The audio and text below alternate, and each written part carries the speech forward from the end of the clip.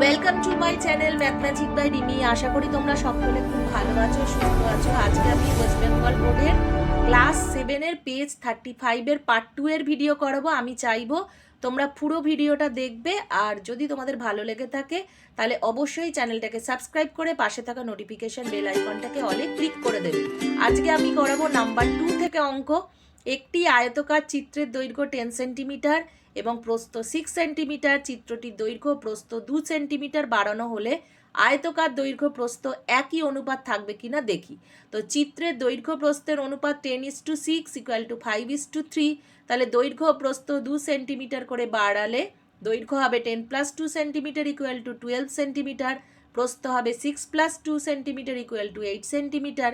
তাহলে দৈর্ঘ্য প্রস্থ 2 সেন্টিমিটার করে বাড়ালে দৈর্ঘ্য প্রস্থের অনুপাত 10 + 2 = 6 + 2 = 12:8 = 3:2। তাহলে আয়তকার চিত্রটি দৈর্ঘ্য আর প্রস্থ একই অনুপাতে থাকবে না। তো আমরা এখানে দেখতে পাচ্ছি এরা একই সমানুপাতে একই অনুপাতের মধ্যে নেই। তাহলে আয়তকার চিত্রটির দৈর্ঘ্য প্রস্থ একই অনুপাতে থাকবে না।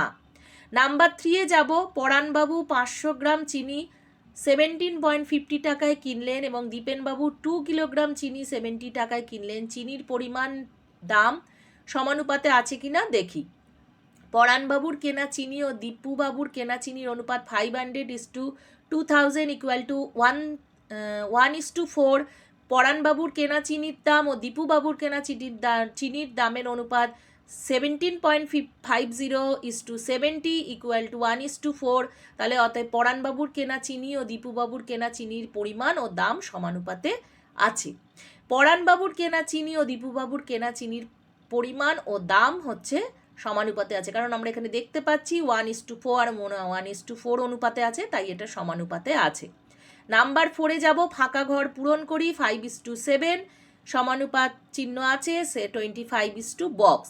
তাহলে এখানে প্রথম পদ 5, দ্বিতীয় পদ 7, তৃতীয় পদ 25, চতুর্থ পদ আমাকে এক্স ধরতে হবে।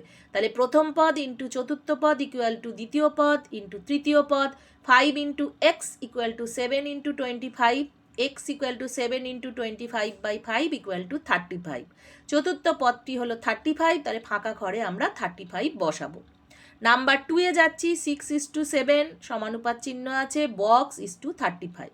প্রথম পদটি হলো 6, দ্বিতীয় পদটি হলো 7, চতুর্থ পদটি হলো 35। তাহলে আমরা তৃতীয় পদটিকে এখানে x ধরবো। প্রথম পদ ইন্টু চতুর্থ পদ = দ্বিতীয় পদ ইন্টু তৃতীয় পদ। তাহলে এখানে কিভাবে গুণটা করছি দেখো। 6 × 35 = 7 × x বা x = 6 × 35/7 = 30। তৃতীয় পদটি হলো 30, ফাঁকা ঘরটিতে 30 বসবে। Number 3 21:28 সমানুপাত 3 box. এখানে প্রথম পদ 21, দ্বিতীয় পদ 28 ও তৃতীয় পদটি 3। ধরা যাক চতুর্থ পদ হচ্ছে x। এখানে 4টি পদ সমানুপাতে থাকলে প্রথম পদ ইন্টু চতুর্থ পদ = দ্বিতীয় পদ ও ইন্টু তৃতীয় পদ। তাহলে 21 × x = 21 × 3 বা x = 21 × 3/21 = 4। চতুর্থ পদটি হবে 4, ফাঁকা ঘরে 4 বসবে।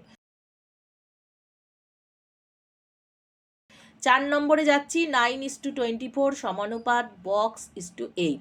এখানে প্রথম পদ 9, দ্বিতীয় পদ 24, চতুর্থ পদটি 8। ধরা যাক তৃতীয় পদ x। তাহলে অতএব এখানে 4টি পদ সমানুপাতে থাকলে প্রথম পদ ইন্টু চতুর্থ পদ = দ্বিতীয় পদ ইন্টু তৃতীয় পদ। 9 × 8 = 24 × x বা x = 9 × 8/24 = 3। তৃতীয় পদটি হবে হচ্ছে 3, তাহলে ফাঁকা ঘরে এখানে 3 বসবে। এটা ছিল 35 পেজের পার্ট 2 এর ভিডিও। তো আজকের ভিডিওটা যদি ভালো লাগে তাহলে অবশ্যই কিন্তু একটা লাইক, কমেন্ট, শেয়ার করতে ভুলবে না।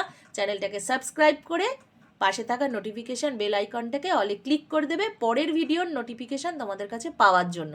আজকের মতো এইটুকুই। সকলে ভালো থেকো। আমি আগামী দিন খুব তাড়াতাড়ি নতুন ভিডিও নিয়ে চলে আসব। Thank you.